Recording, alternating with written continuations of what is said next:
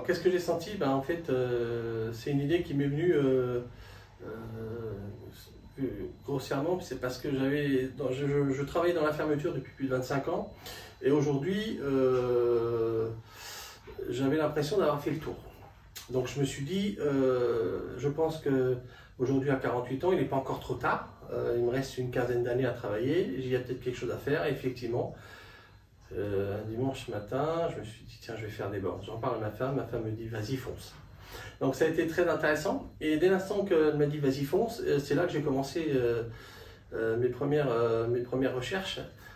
Donc je sais que c'est beaucoup de bases électriques ou choses comme ça, mais j'avais envie de faire quelque chose qui soit dans l'air du temps et effectivement aujourd'hui les véhicules électriques, c'est dans l'air du temps. Les installer chez les particuliers, dans les nouvelles maisons, c'est également dans l'air du temps. Et également les entreprises, avec leur flotte de véhicules pour leurs collaborateurs, ce serait effectivement intéressant de mettre des bornes pour les flottes véhicules pour qu'ils puissent charger directement à leur entreprise. Ça sera pratique.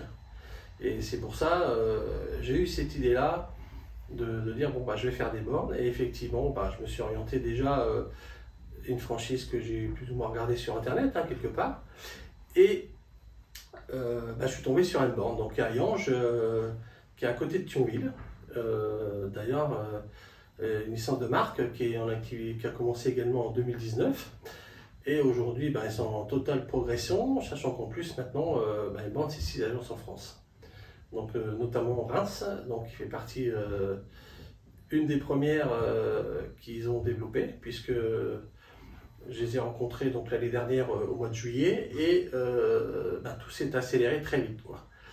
Et je tiens d'ailleurs à les remercier parce que bah, c'est eux qui m'ont plus ou moins mis le pied à l'étrier, dans le sens où c'est eux qui ont su me conseiller à la base, qui ont su m'orienter, bon, dire on va t'accompagner parce qu'il y a une procédure, un process M-Board précis pour la facturation, pour les devis, comment faire, les prévisites, etc. Donc c'est pour ça que eux, ils m'ont très bien accompagné. Thierry et puis Romain, par exemple, c'est les deux piliers de chez M-Board France. Donc Thierry, c'est le président directeur général et Romain, c'est le responsable technique France pour M-Board. Donc il est très bon conseil, techniquement il est très bon aussi. Donc il a quand même fait des belles installs, il a déjà fait avec des hôtels, etc. Donc ça m'a mis un petit peu en confiance quelque part. Et c'est pour ça que bah, j'ai décidé de me lancer en licence de marque avec eux bah, depuis l'année dernière au mois d'août. Voilà. Et qu'est-ce que tu penses des bornes du marché aujourd'hui sur les aspects techniques? Est-ce que c'est important pour toi? Ah oui, ce qu'il faut c'est que effectivement nos installateurs, c'est quand même très intéressant parce que les concessions aujourd'hui, quand c'est des véhicules électriques, ils font tout pour les améliorer. Donc moi je trouve que les fabricants de bornes de recharge soient également très efficaces dans le sens pour le développement, parce qu'on sait très bien qu'aujourd'hui on a des véhicules qui sont déjà très bien développés, qui ont des puissances etc. de batterie intéressantes pour qu'on puisse nous avoir des charges qui sont de plus en plus courtes. Je parle dans le domaine alternatif, hein, parce que on sait qu'on continue, c'est des superchargeurs, ça charge très vite, très rapide. Bon, on ne citera pas la marque, mais il y en a plein aujourd'hui sur les stations d'autoroute qui nous permet de charger en 30 minutes, prendre 100 ou 150 km d'un seul coup. Aujourd'hui, sur des bornes plutôt type monophasé, par exemple, le cas, à la maison, on arrive à avoir quand même une charge qui est plus qu'intéressante, entre 4 et 5 heures de charge. Donc en gros de 5% du véhicule jusqu'à 80. Donc c'est quand même efficace. 4 heures de charge, c'est très bien. Donc en plus, ce qui est bien aussi dans les nouvelles bornes, dans les dernières qui sont sorties, avec le pilotage énergétique, parce que ça nous permet d'avoir les heures creuses et les heures pleines. Donc effectivement, c'est très bien pour les personnes qui ont des véhicules électriques chez eux. Comme ça, ils peuvent plus ou moins, avec les bornes qu'il y a, préprogrammer pour la nuit, s'ils sont en heure creuse, ou après, s'il y a des besoins aussi en journée, c'est en heure pleine, mais s'ils veulent charger en heure creuse, c'est possible. Très bien. Et dans les discussions que tu as avec tes prospects, est-ce que tu as une anecdote à partager sur une personne qui ne voulait pas installer une borne et que tu as réussi à convaincre? Par quel argument? Oui, carrément. J'ai une anecdote, un monsieur qui avait un 4x4 Patrol, enfin un truc qui était bien 100% thermique, quoi. Et j'ai réussi à le convaincre, en venant à une discussion comme ça, dit ouais, moi je n'achèterai jamais de véhicule électrique parce que il n'y a pas assez de points de charge en France. Bon, on sait très bien qu'aujourd'hui en évolution, on le sait, hein, dans le temps, l'État nous aide et puis qui nous permet effectivement de nous installateurs de pouvoir en installer de plus en plus pour que justement les personnes qui ont des véhicules électriques puissent en bénéficier. Donc on sait que avec la LOLUM, on sait qu'il nous faut X points de charge pour 2024 supplémentaires pour pouvoir répondre à la demande, tout simplement. Et donc cette personne-là n'était pas du tout pour ce type de véhicule et aujourd'hui il a un Tixon en hybride rechargeable, donc je lui ai installé une propre borne. Et effectivement, l'autonomie sur un hybride rechargeable est moindre, on va dire. Hein. Je vais être aux alentours de 100 km, je crois. Mais avec les bornes qu'on lui a posées, chez lui, on est à moins de 2 heures de charge. Donc c'est ça qui est formidable. Alors il peut utiliser son thermique comme il le souhaite, mais effectivement, la borne, il le dit, et comme il fait beaucoup de villes en semaine, les 100 km d'autonomie lui suffit. Plus besoin de polluer. Donc comme il avait une catégorie 5, pour ce véhicule-là, donc il était temps qu'il y pense parce que c'était plus possible de rouler en centre-ville dans les villes qui sont à faible émission, hein, c'est ce qu'ils disent. Et ça, c'était une belle anecdote pour convaincre ce client-là, ouais, c'était bien. Et est-ce que tu as l'impression de vendre des voitures électriques dans ton activité? Alors, oui, mais il y a quelque chose qui me gêne quand même. Dans la plupart des cas des commerciaux, aujourd'hui, il y a certains sujets qu'ils maîtrisent parfaitement, c'est le cas de le dire, mais il y en a d'autres qui maîtrisent un petit peu moins. Donc moi aujourd'hui, quand je vais voir un client pour installer une borne en charge, par exemple pour chez lui dans son habitation, pour une entreprise, à 90% des cas, je réponds aux questions du vendeur de véhicules électriques qui n'a pas répondu en fait, qui a été fluide ou pas assez fluide on va dire, ou comment dire, qui n'a pas répondu parfaitement à la question que le client posait. Et moi, plusieurs fois, et je le redis encore, une fois sur deux, c'est souvent je réponds à des questions suite à des commerciaux qui ne donnent pas les bonnes informations. Et sur Reims, on a parlé des hybrides rechargeables et des électriques. Est-ce que tu installes plus de bornes environ pour électrique 100% ou hybride dans tes activités? Alors je dirais qu'aujourd'hui, la tendance, tout au début de mon activité, je veux dire avant fin 2021, on était plutôt sur des hybrides rechargeables, effectivement. Donc les gens mettaient des bornes chez eux, mais ils savaient qu'ils avaient le thermique derrière en plus, mais avec 100 km d'autonomie. Aujourd'hui, depuis début 2022, la tendance s'est un petit peu inversée. Énormément de véhicules 100% électriques. Je pose beaucoup de bornes aujourd'hui pour ces véhicules-là, chez les particuliers, parce qu'aujourd'hui, les personnes, ils envisagent plus des véhicules électriques. Et c'est souvent, les clients me disent souvent, c'est toujours la petite voiture pour madame. On démarre toujours la voiture pour madame, petite citadine qui va très bien, qui se gare partout, mais avec une autonomie moindre, mais qui nous permet de circuler pour le quotidien, d'aller au travail, de faire les courses, récupérer les enfants à l'école, etc. Et aujourd'hui, de plus en plus, maintenant, les clients s'orientent sur des véhicules familiales.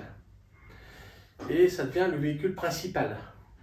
Et la petite voiture redevient le véhicule thermique ou hybride rechargeable. Donc les gens ils vont plus vers une orientation sur les véhicules familiales 100% électriques, parce qu'en sachant que nous, les bornes que nous mettons sont très efficaces, et en 4 heures de temps c'est chargé. Pour une autonomie, alors ça dépend les marques, hein, c'est entre 350 et 450-480 km d'autonomie. Après ça dépend également de la puissance du véhicule, si c'est du 64 kW, si c'est du 77, pardon, etc., etc. Donc c'est ça qui nous permet de distinguer un petit peu ça. Donc sur le marché aussi, on sait qu'il y a des bons et des mauvais installateurs techniquement. Est-ce que tu as le souvenir d'une installation que tu as dû reprendre? Oui. Et qui a été la plus catastrophique? Alors celle qui a été la plus catastrophique, effectivement, j'ai eu un cas, mais un cas qui était quand même assez grave. C'est Dacia d'ailleurs qui m'a orienté directement. Le client venait d'acheter un véhicule Sprint, donc a été fait installer une borne de recharge par un électricien, je crois. Et gros souci avec le câble T2, ça fondait et les câbles étaient défectueux. Ils ont été défectueux à plusieurs reprises, sachant que le client, ils ont dû lui changer son câble, je crois, en moins de 15 jours, 3 fois. Donc 3 câbles. Donc là, il y a un problème. Donc ils envoient un électricien, un premier électricien. Le mec ne trouve pas la panne. Donc c'est tout. Deuxième électricien, il y va, trouve toujours pas la panne. Alors le commercial dit bon là, on va vous envoyer un mec spécialiste borne parce qu'il dit 3 câbles T2 défectueux en moins de 15 jours, il y a un souci. Et effectivement, moi j'ai trouvé le problème. Donc il y avait un souci d'équilibrage de phase en fait sur le compteur et c'était une vieille installation. Donc c'est ça il y avait une surtension qui arrivait et en fait au niveau de la borne, ça ne tenait pas, les protections sautaient et il y a eu ça a charbonné de partout. Donc moi en fait ce qui s'est passé, j'ai trouvé d'où ça sortait, donc j'ai remis un transformateur d'isolement qui a permis de redresser correctement, avoir toujours une même tension, toujours pareil, qu'on n'ait pas un coup d'épique à 260, 280, 300 volts, 220 volts, etc. Donc moi j'ai équilibré et après j'ai effectivement parti sur une borne monophasée avec les protections qui va bien, interdif, disjoncteur, bonne section de câble parce que également gros problème, section de câble qui n'allait pas, c'était sous-dimensionné, pas surdimensionné. Et avec un raccord dans une boîte de dérivation malheureusement avec des Wago qui acceptent du 6 carré. En l'occurrence il y avait d'un côté du 10 carré, de l'autre côté du 6. Donc ça c'est pas très conforme. Donc moi je suis reparti de zéro avec un câble d'un bout à l'autre, avec une protection d'un bout à l'autre, un dispositif de mise de terre correct. Et depuis sur cette installation j'y suis jamais retourné. Donc effectivement il a fallu reprendre de A à Z pour que ça soit vraiment correct. Parfait. Et tu sais que mon approche est extrêmement locale. Et du coup, Reims, c'est ta ville. Est-ce que tu sais nous dire ce que tu apprécies dans cette ville et pourquoi tu aimes travailler au final sur Reims? Parce que c'est un métier éminemment humain. Tu rencontres beaucoup de clients tous les jours, des sociétés et des gens de classe sociale totalement différentes. Qu'est-ce qui te passionne en fait, ce qui se passionne à Reims, parce que j'ai vécu depuis mon enfance. Hein. Bon, là-bas, je suis parémois, mais je suis picard. Je suis originaire de Saint-Quentin. Et c'est d'ailleurs pour ça que je travaille aussi en Picardie pour différents clients qui veulent des bornes. Hein. Et non, j'y suis parce que c'est ma ville, parce que je l'aime, parce que j'y ai grandi. Et puis j'ai évolué aussi. Bon, il y a eu une petite période où j'ai quitté Reims. Pour des raisons personnelles, et puis après j'y suis revenu, et aujourd'hui je souhaiterais finir ma carrière effectivement à Reims, et j'ai rencontré énormément de monde dans mes anciens travails, quand je travaillais en fermeture, et puis quand j'ai fait de l'événementiel pendant plus de 25 ans aussi, donc j'ai rencontré énormément de monde. Donc effectivement les gens me connaissent, et sur l'ancien aspect effectivement de mes anciennes activités, mais aussi aujourd'hui me connaissent sur cette activité-là. Parce que il m'a dit que c'était un pari osé. Le pari osé, je sais pas, mais moi aujourd'hui, oui. Moi je dirais plutôt un challenge. Parce que l'évolution des bornes de recharge, on sait aussi que l'évolution des véhicules électriques, on sait qu'en 2035, les véhicules thermiques n'auront plus lieu et que ça sera du 100% électrique. Voilà, tout simplement. Donc à Reims, c'est un peu pour ça. Et puis le but, mon objectif, c'est d'être le leader sur Reims d'installateurs de bornes de recharge et surtout être reconnu par les différents clients qui m'ont déjà fait confiance aujourd'hui et aussi toutes les concessions aujourd'hui qui me font également confiance parce que à plusieurs reprises, bien souvent, c'est eux qui me recommandent parce que ils ont vu le travail que je pouvais fournir, ils ont vu le sérieux, la qualité, le service et les dépannages s'il y a lieu, mais les dépannages, on va dire, sur 100, il y en a peut-être un. J'en ai eu un. mais un problème de borne, c'était un problème technique, un problème électronique. Donc là, c'était dans l'appareil, c'était sur la carte. Donc là, effectivement, ça peut arriver dans n'importe quel type de carte électronique qui peut être défaillant au départ, quoi. Voilà, c'est la seule fois. Et après, bon, pour clôturer, sur les perspectives de croissance sur le marché électrique, parce que je pense que tu as réfléchi avant de te dire, voilà, je vais finir ma carrière et être le meilleur sur Reims. Combien de temps est-ce que tu penses que ça va durer cette phase de transition? Et quels sont les éléments qui te rendent enthousiaste sur cette partie? L'idée, c'est aujourd'hui, c'est d'au moins démarrer comme je suis. Là, aujourd'hui, je suis qu'un artisan. On est très peu, on est 3 dans la société. Hein, mais l'idée, c'est effectivement, je ne demande pas une multinationale comme d'autres gens qui installent des bornes Total Energy, par exemple. C'est pas ce que je souhaite. Ce que je veux, c'est surtout moi, ce que je veux, dans la priorité, c'est un service. Dès l'instant qu'on rend le service au client, avec effectivement une prestation derrière. Alors, l'idée, c'est pas de faire de la prestation low cost, ça. C'est de faire de la prestation, moi je dirais la version hors, donc c'est-à-dire l'intermédiaire, et surtout proposer un service version premium, avec des produits de borne de qualité, type inox par exemple, thermolaqué, etc. Quelque chose qui soit vraiment top, irréprochable, et sur la durée, que ça dure très longtemps aussi. Et effectivement, de continuer à développer, à avoir d'autres techniciens avec moi.